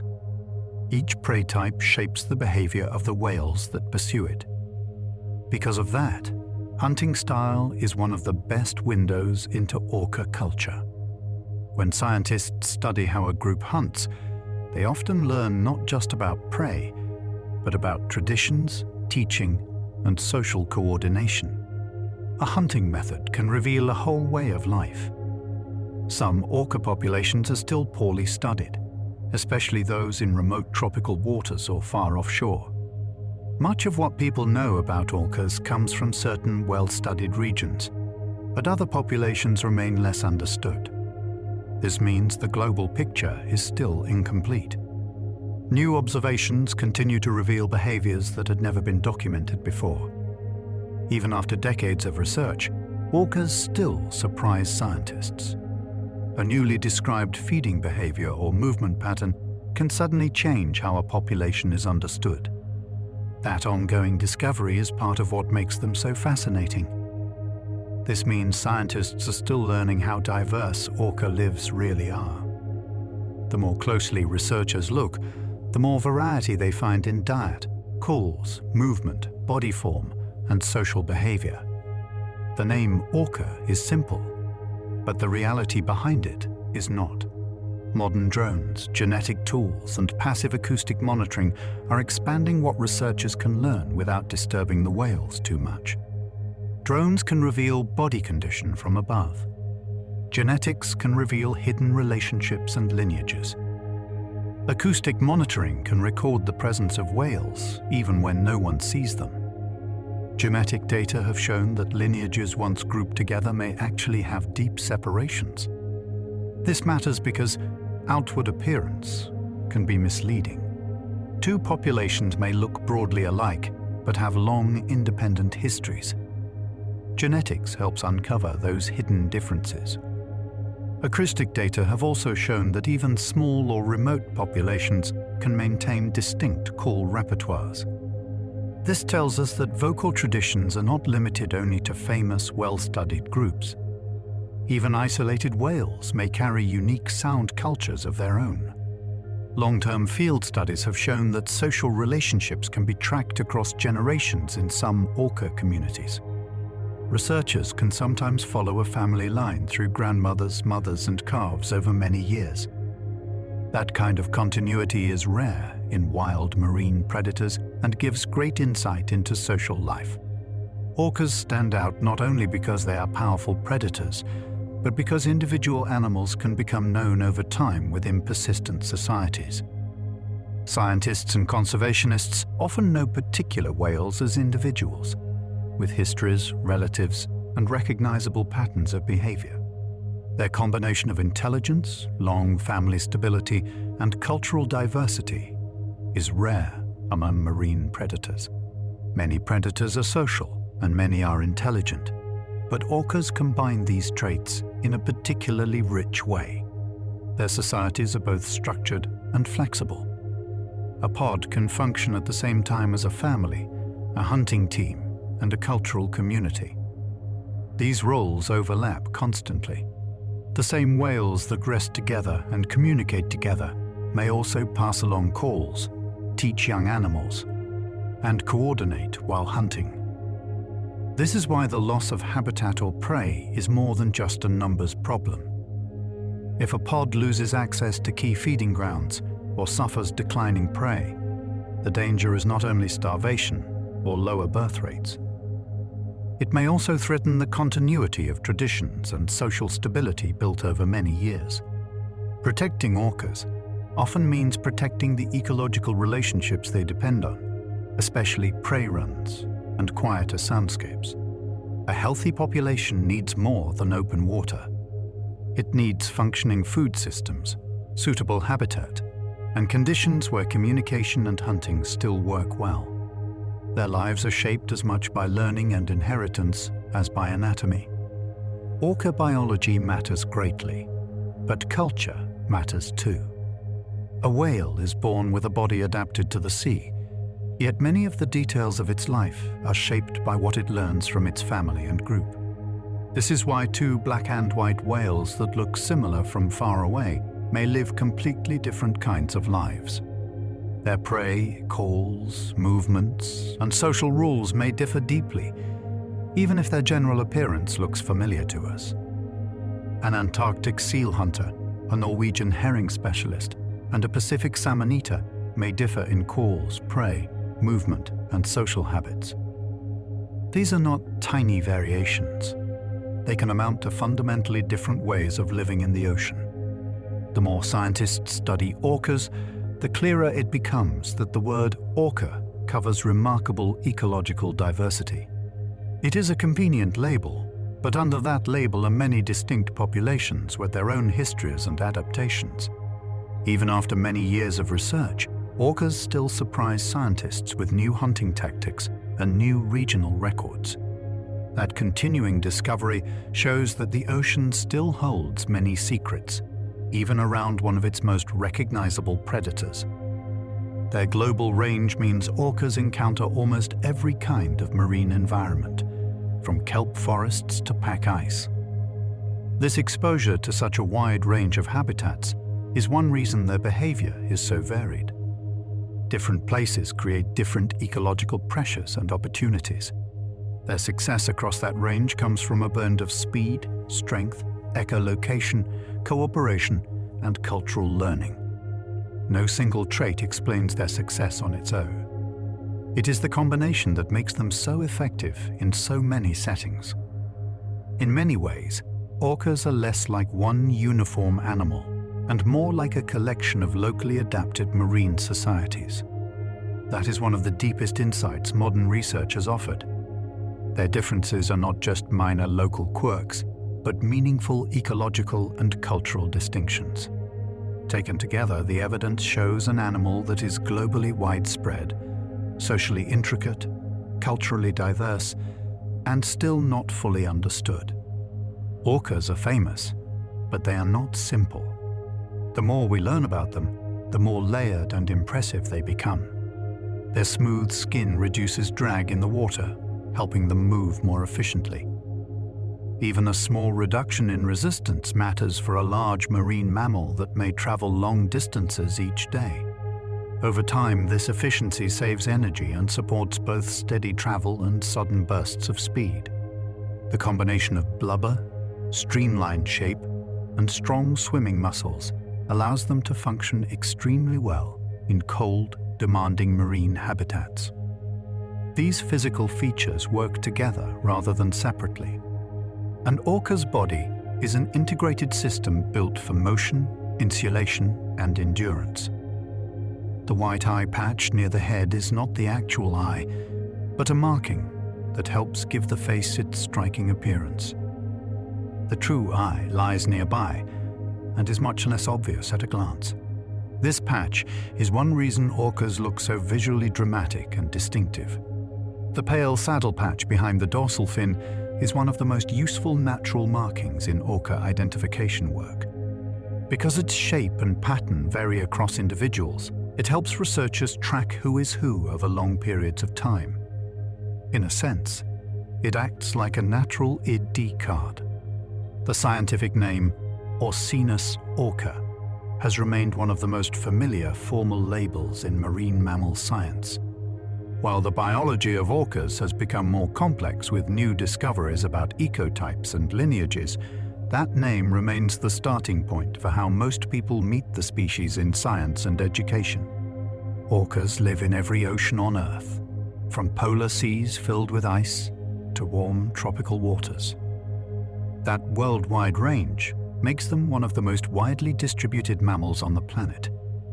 It is quietly remarkable to think that the same kind of animal can move through so many different marine worlds, adapting to very different temperatures, prey, and coastlines, while still remaining unmistakably orca.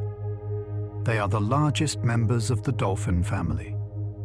This often surprises people because their size and reputation make them seem separate from dolphins in the popular imagination.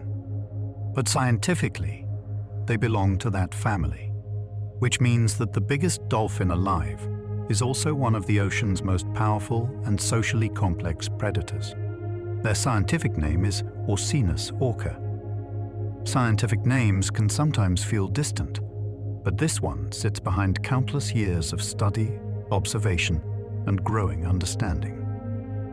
As research has deepened, that name has come to represent not a simple, uniform animal, but an entire world of regional forms, traditions, and ways of life.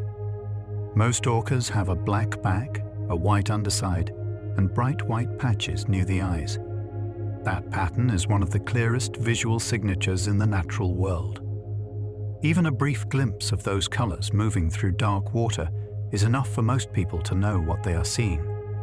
That famous black and white pattern also works as camouflage through countershading. From above, the dark back blends more easily with the darker sea below. From beneath, the lighter underside blends more with the brighter surface light. So what looks bold and dramatic to us is also useful in the quiet geometry of the ocean. Behind the dorsal fin, many orcas carry a grey or pale area called the saddle patch. To a casual observer, it may look like a simple marking, but for researchers, it can be extremely useful. Slight differences in its shape, shading, and texture can help identify individual whales over many years. Adult male orcas are usually much larger than females, and they often carry taller dorsal fins, larger flippers, and broader tail flukes. This difference in body form is one of the most obvious examples of sex-based variation in the species. It means that even at a distance, experienced observers can often make a good guess about who is who in a group. The dorsal fin of a mature male can rise to around 6 feet tall. Seen from the surface, it can look almost unreal, like a black sail moving steadily through the sea. That single feature has done much to shape the public image of the orca, but in the whale's life, it also helps with balance and stability in the water. Female dorsal fins are usually shorter and more curved than those of males. Their outline on the surface often appears softer and less vertical. This shape difference is one of the reasons researchers can begin sorting group composition from a distance before they ever see the full bodies of the whales. Orcas breathe air through a single blowhole on top of the head. No matter how fully they belong to the ocean, they remain mammals and must return again and again to the surface. Each breath is a reminder that their lives exist between two realms, the deep moving water below and the open air above. Their blow becomes visible because warm, moist air from the lungs meets cooler outside air and condenses. What many people think of as a spray of seawater is mostly breath turned briefly visible. It lasts only a moment, then disappears, leaving behind the smooth surface and the dark arch of the whale. They have a thick layer of blubber that helps keep them warm in cold seas. Blubber also stores energy and helps maintain a smooth, efficient body shape. In this way, one tissue serves several quiet purposes at once, protecting the animal from cold, carrying reserves for harder times, and supporting movement through water. Their skin is smooth and specialized to reduce drag.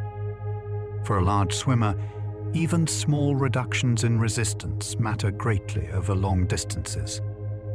The result is a body that slips through the ocean with a kind of efficiency that supports both long travel and sudden bursts of speed. Orcas are toothed whales, and their teeth are built mainly for gripping prey rather than chewing it. They often tear prey into pieces or swallow chunks directly. This means that their feeding system is focused on capture and handling, not on slow grinding the way many land mammals process food. Their lower jaw contains specialized fatty tissue that helps conduct sound during echolocation. This is one of those elegant details in biology that can feel almost hidden until you learn it. The structure of the body is not only about shape and motion. It is also part of how the whale senses the world. Echolocation allows orcas to send out clicks and interpret the echoes that return. In dark water, deep water, or cloudy water, this ability becomes especially valuable. It gives them a way of building an acoustic picture of what lies around them, where prey may be moving, and how far away things are. Their hearing is extremely important underwater and, in many situations, more useful than vision. Sound travels far and efficiently in the sea, carrying information through distance and darkness. Orcas live in a world where listening is not a secondary skill. It is one of the main ways they understand their surroundings. They also have good eyesight both above and below the surface. Vision still matters, especially during close interactions, surface inspection, or the study of nearby prey and companions. Their senses work together, each one adding another layer to the whale's understanding of the water around it. Touch has a place in their lives too, especially among close companions. Gentle body contact can help reinforce social bonds and maintain closeness within a group. In such a large, fluid, mobile life, simple physical contact can still carry social meaning. Orcas are highly social and often live in groups called pods. These groups are not random gatherings. In many populations, they are stable, familiar communities in which whales travel, rest, communicate, and often hunt together over long stretches of time. In many populations, the most stable social unit is the matriline, centered on an older female and her descendants. This means family is not a brief stage of life. It is the framework of life itself. Mothers, sons, daughters, and grandchildren may remain connected for decades. Sons often stay with their mothers throughout life.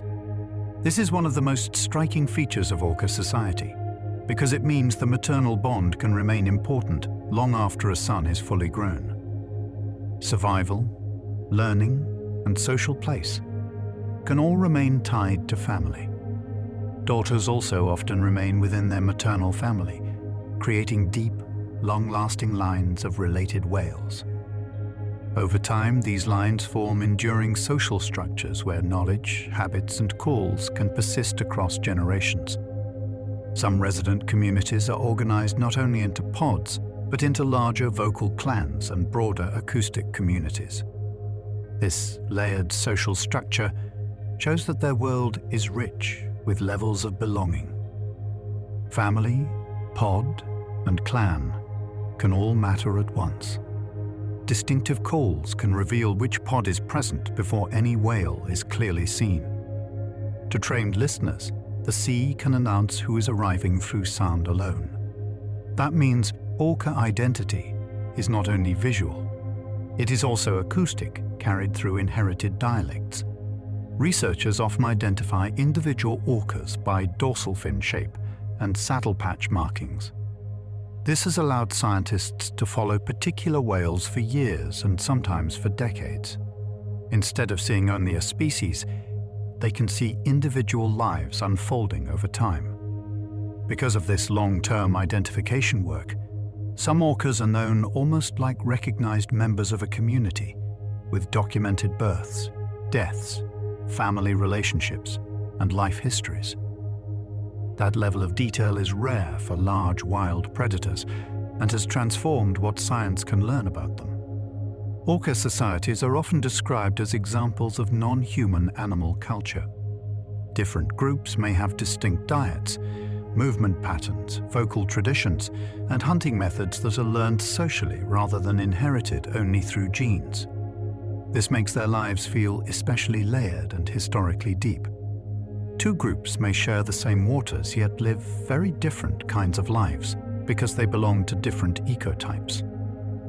An ecotype is a population adapted to a particular style of living and feeding.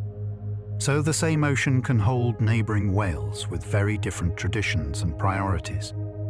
In the eastern North Pacific, Well-known ecotypes include residents, bigs or transients, and offshores.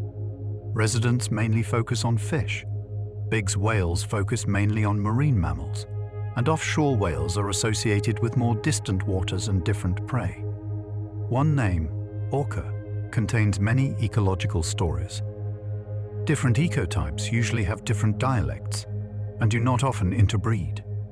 Over time, this separation has become significant enough that some researchers think certain ecotypes may deserve recognition as separate species. The more closely scientists look, the more diversity they find.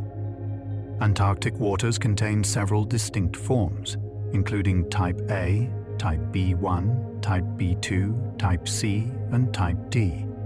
These forms differ in body shape, coloration, habitat use, and likely prey. Even within one broad region of the ocean, orca diversity can be surprisingly fine-grained. Some Antarctic orcas carry a yellowish tint caused by diatoms growing on the skin. This subtle coloring comes from life in cold marine conditions and shows how even the surface of the body can record something about the habitat an animal moves through. Type D orcas are especially unusual, with smaller eye patches and a more rounded head shape than typical orcas. Genetic evidence suggests they may have been isolated for a long time. Quietly, in remote seas, an unfamiliar branch of the orca story has likely been unfolding for ages. The global conservation picture for orcas is complicated because what people casually call one species may actually include multiple deeply distinct lineages. Some populations may be doing relatively well, while others are threatened. So understanding risk means looking carefully at local communities, rather than relying only on one global label. Some local populations, such as the southern residents, are recognized as threatened or endangered. Their situation shows that even a famous, wide-ranging animal can face serious danger at the population level. Abundance somewhere else does not protect a small, struggling community in one region. Southern residents rely heavily on Chinook salmon, especially during important parts of the year. These salmon are large and energy-rich, making them especially valuable prey. When those fish become less available, the effects ripple through body condition, reproduction, and calf survival. Vessel noise is a major concern because it can interfere with communication and foraging. Orcas depend on sound in a way that is difficult for many people to fully imagine. A noisy environment does not merely inconvenience them. It can change how effectively they live. Long-lived contaminants such as PCBs also remain a serious threat. Because orcas are top predators, pollutants can build up to high levels in their bodies over time. This is one of the harsh realities of being at the top of a food chain in a human-changed world. Female orcas often live longer than males, and some can survive for many decades after they stop reproducing. This post-reproductive life stage is unusual among mammals and deeply important in orcas, because older females may continue helping the family through knowledge, leadership, and experience. Older females can be especially valuable during hard times, when prey is scarce and memory matters. A grandmother may remember where food was found in earlier lean years. In a social species, experience itself becomes a form of protection. Adult sons with living mothers often survive better than those whose mothers have died. This is one of the strongest known examples of the long reach of maternal influence in the animal world. The bond between mother and offspring does not fade quickly in orca society. Orcas usually divide their daily behavior into broad patterns such as traveling, foraging, resting, and socializing. These shifts can be subtle from moment to moment, but together they structure the rhythm of life. A pod may move steadily, then rest close together, then become active and energetic around prey. When resting, they may travel slowly near the surface in a coordinated line. Cetaceans use a form of sleep in which one side of the brain can rest, while the other remains more alert. This allows them to keep surfacing to breathe and maintain some awareness of the world around them. They also sometimes float quietly at the surface in a behavior called logging. To a human observer, it can look wonderfully still, almost like the sea itself is pausing with them. Yet even then, the whales remain engaged in the careful balance between rest, breathing, and awareness. Their communication includes whistles, pulsed calls, and echolocation clicks. Some sounds are more social, while others help with navigation and prey detection. The sea around an orca is not silent. It is full of patterned information moving through water. Resident pod dialects are socially learned and can persist for generations. These inherited call traditions are among the clearest examples of culture in non-human animals. A young whale grows into a sound world shaped by family history. Across the world, orcas show extraordinary dietary and behavioral diversity. Some feed mainly on fish, some on marine mammals, some on sharks, and some use highly specialized local strategies. The more this diversity is studied, the less meaningful it seems to speak of a single, simple orca way of life. Even now, scientists continue to discover new details about poorly studied populations, remote offshore groups, and unusual behaviors. This means that orcas remain partly mysterious, not because they are hidden from view, but because their lives are richer and more varied than earlier science imagined. Modern tools such as drones, genetics, and passive acoustic monitoring are helping researchers learn more while disturbing the whales less. Little by little, those tools are revealing body condition, lineage, movement, and sound traditions with greater clarity. Knowledge is still growing. Taken together, orcas are globally widespread, socially intricate, culturally diverse, and still not fully understood. They are powerful predators, but also family members, learners, travelers, and inheritors of tradition. And as the water grows quiet and the surface smooths again, it is enough simply to let that thought drift gently outward, like a dark fin slipping softly into the night sea.